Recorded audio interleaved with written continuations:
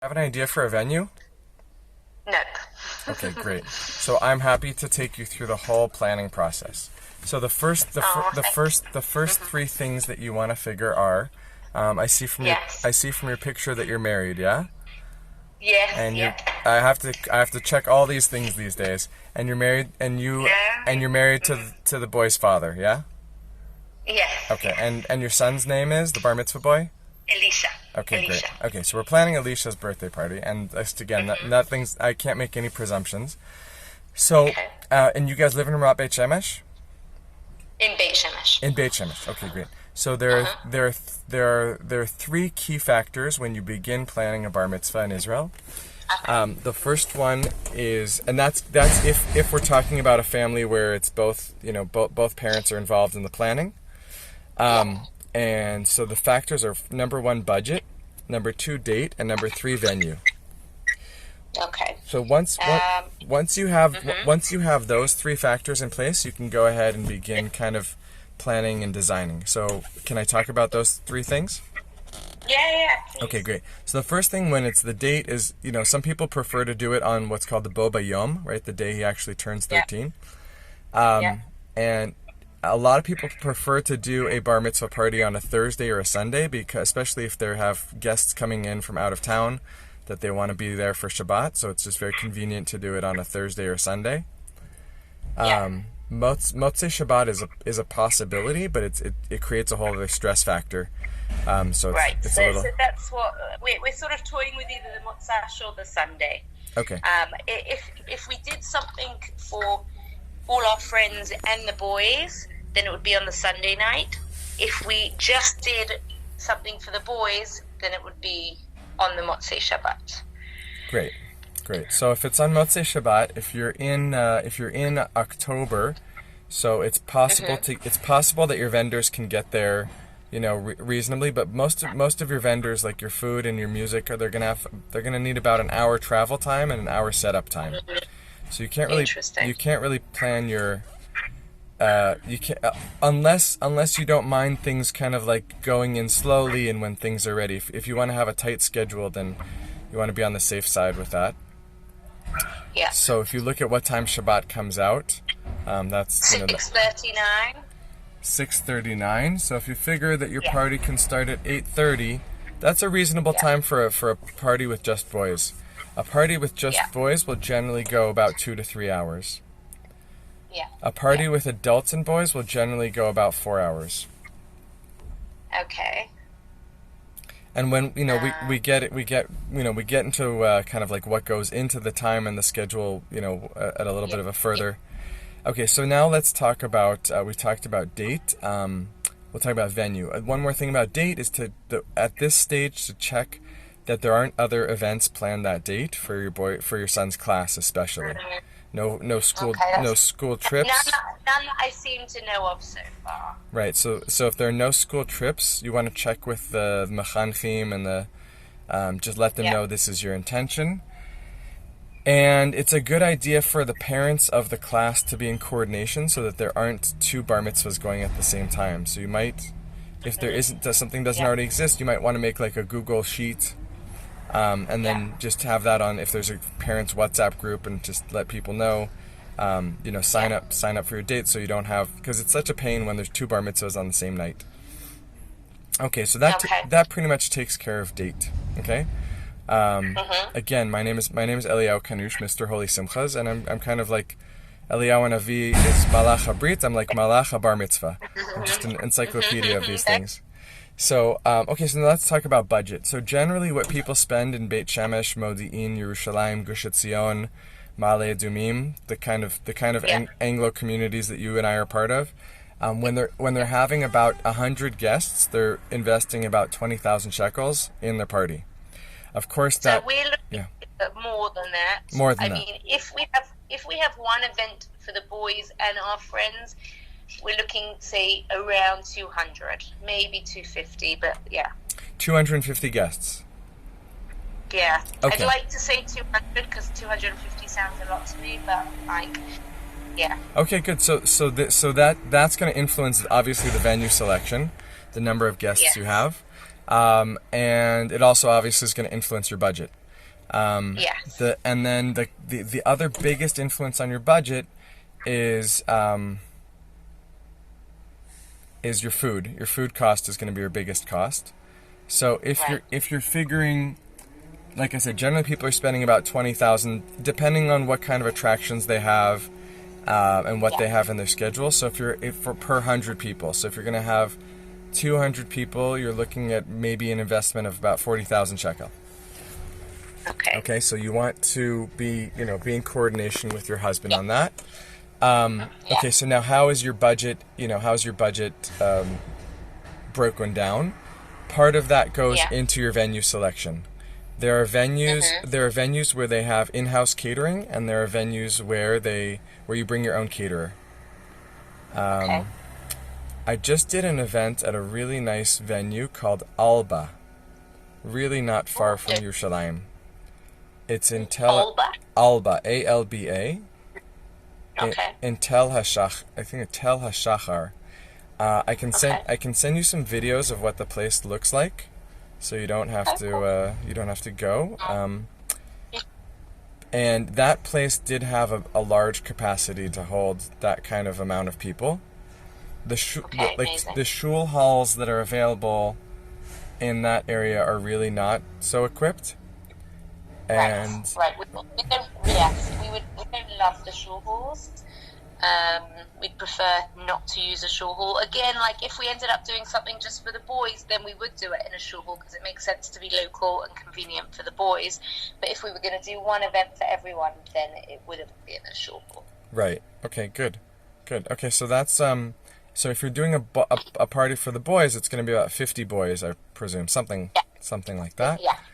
Exactly. And then when you're doing a just boys party, boys don't really care so much about food, elegant food. You can throw some pizza at them, and it's a whole different budget. You're talking about from a 40,000 shekel party to it could be as low as 8,000 shekel.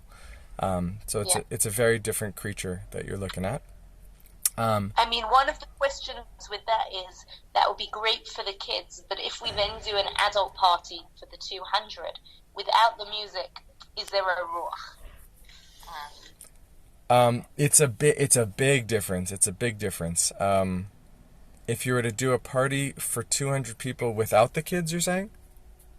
Yes, without the kids, because the kids have had, say, the night before, and they've had, a DJ, and then we have just adults on the Sunday night. The question is, whether it's there's no music at all, and is there enough of a ruach? Right. So, what would be the purpose of having 200 people for a meal? For adults? It's a mitzvah with our friends. Mm-hmm. So then it becomes a whole different thing. Is what do you enjoy with your friends? Do you enjoy if it's essentially just a dining experience, is that what it would be? With some speeches? Yeah, I guess so. Yeah. So this comes into the next thing, which is knowing yourselves. It's your party. Yeah. So if there's no reason to not dance, if you guys like dancing, and have music, it's it really goes into knowing yourselves. But these are ruach is gonna I don't think there would be a lot of ruach. Some people there are basically three types of people that do a simcha. There's the decor people, the food people, and the music and dance people, right? So it's a question of knowing yourself. And then also there are people who have large budgets and there are people who have tiny budgets. So it's all that's a big variable between people. Yeah. So then in terms of my fees, so I take 3,500 as the base price for the package, and then depending on what we want to do in the evening, that determines basically how many staff I would bring or how many activities I would bring. Yeah. So in terms of, can you give me an example? Yeah. So generally, I again, I'll give you tons of examples.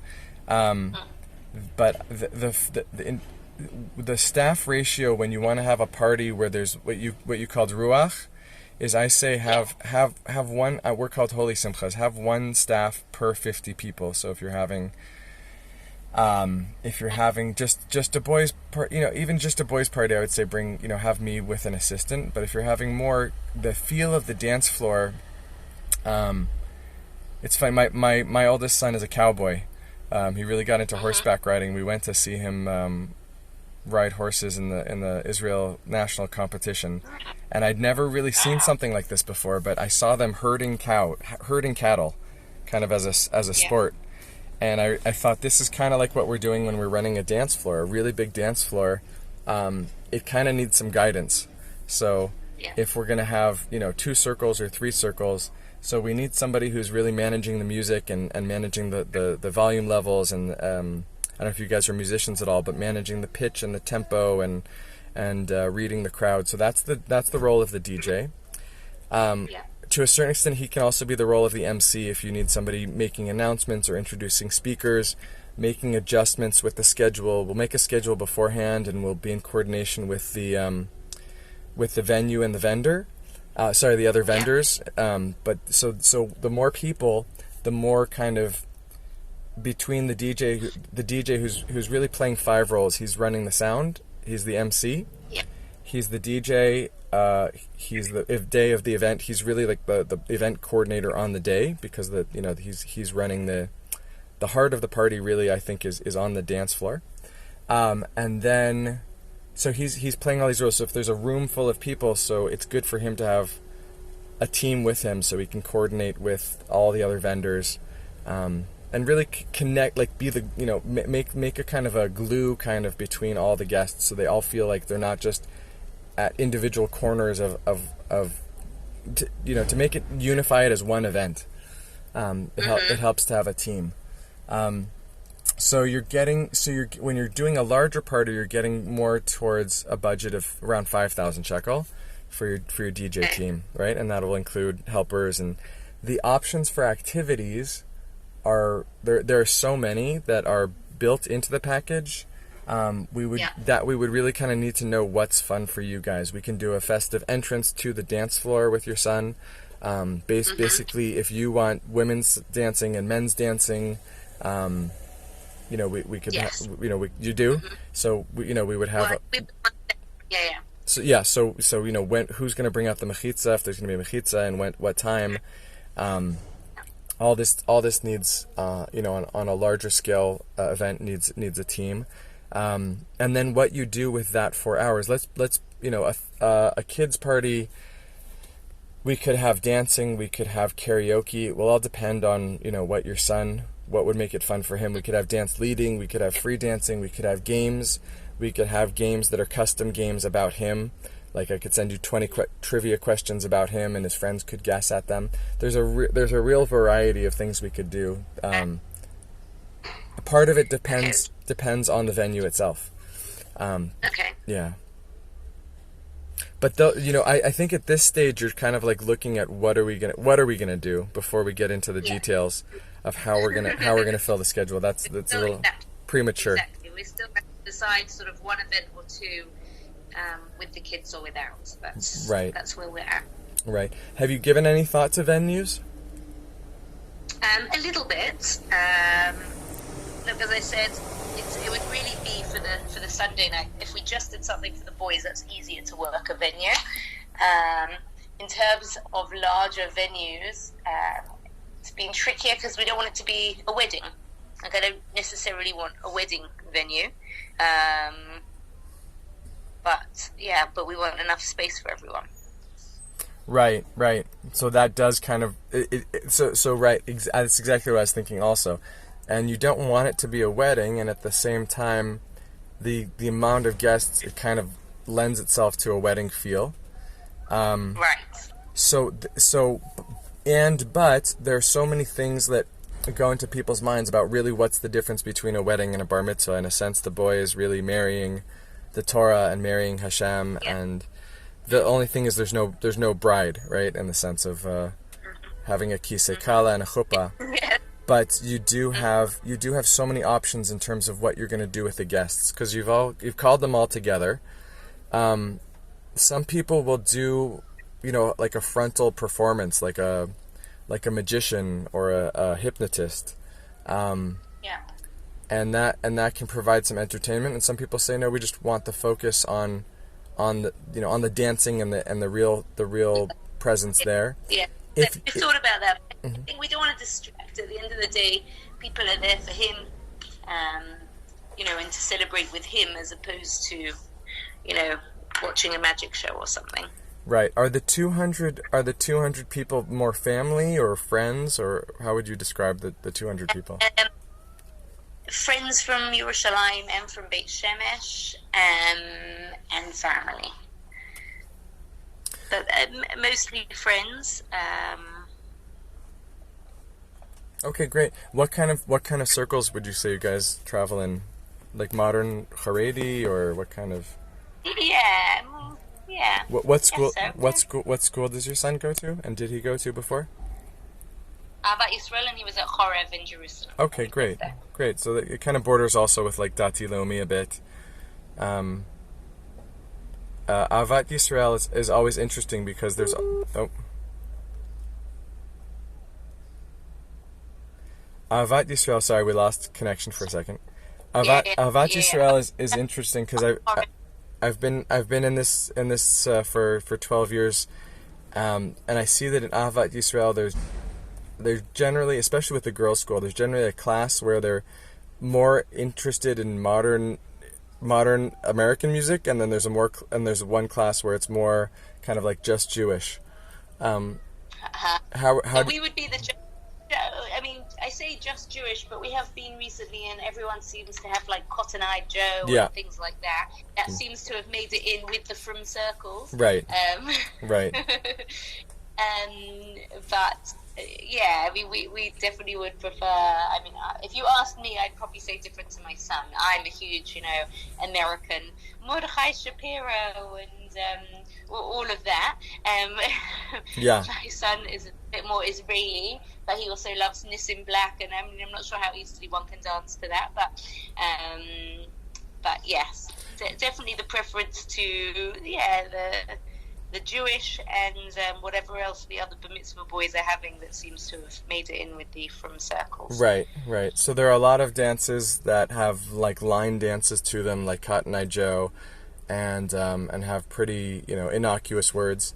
So part of what I try. Interesting that they have these random songs, but yeah.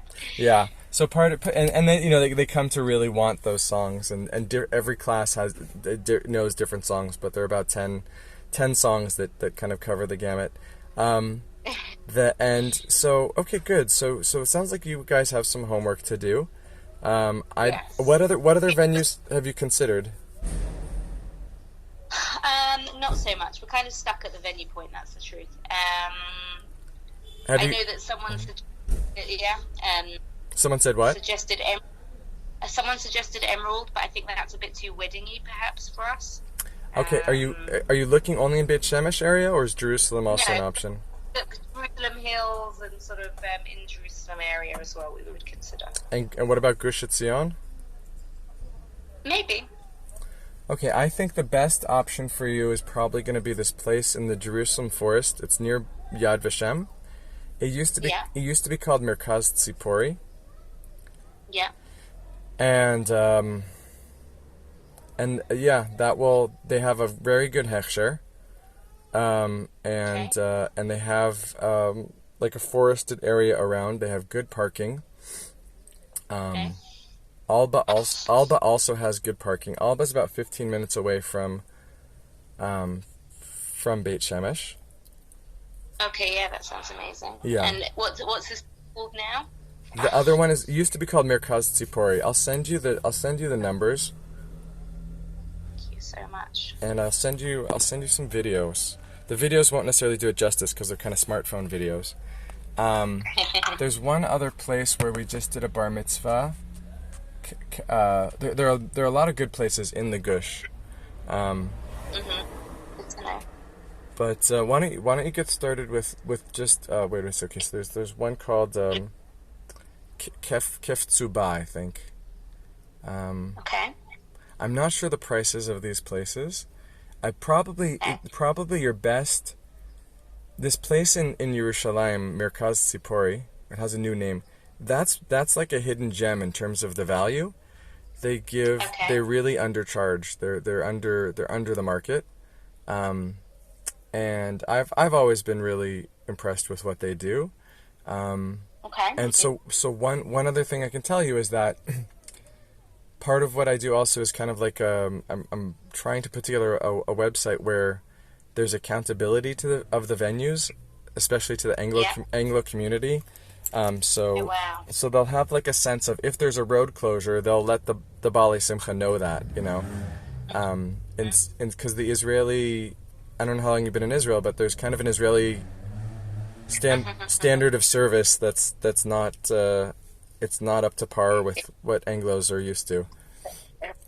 So when I tell them, I'll listen. Here's our criteria for you to have a, I don't know what I'll call it, Holy Simcha vetted venues, status is that you'll paint once a year or whatever. There'll be paper and there'll be paper towels or whatever. There'll be some way for people to wash their hands. There's a lot of sketchy stuff, people being lapsing in their Mizrat Briut or their kosher, kashrut hashgacha. So that's one thing. And then when it comes to putting together your whole team for your photographer, and if you're going to do a magnet photographer, I recommend working with a team that, for example, like the people who did my own son's bar mitzvah, like I trust them and they know how I work. So if we're going to do an entrance to the dance floor, they're not taking a break. As opposed to when I'm working with a photographer who the venue maybe says they recommend their own in-house people, but it can be a disaster. Like the photographer could be taking a break at just the wrong moment, and if I say on the microphone photographer, they get all upset at me because it looks like they're not doing their job. Meanwhile, I'm just interested in the client getting a picture with the Saba and Safta. And the same thing with the caterer. If the caterer, has a sense that the schedule is the king and it's not dynamic, then we might have dessert at 9 o'clock, just, 10 o'clock, but we just saw Saba come onto the dance floor who has a broken hip and he just got the motivation to dance. So we want to delay dessert. And if their interest is not in the Baalei Simcha having the best, event, memorable, meaningful, fun, and they're just interested in finishing their contract, then it doesn't. There are these magic moments that get missed. So, when we get the date and the venue, I'll be happy to recommend that, all the vendors. Fantastic! Thank you so much. Wow. Okay, that was very helpful. I'm going to look into those, and if you get a chance to send those videos, that would be amazing. I'll send the videos and the contact people from these venues now. Okay, good. And then we'll talk after you talk to your husband about what we talked about. Good. Okay, great. All right, looking forward. Thank you so much. My pleasure. Okay. Bye. Bye.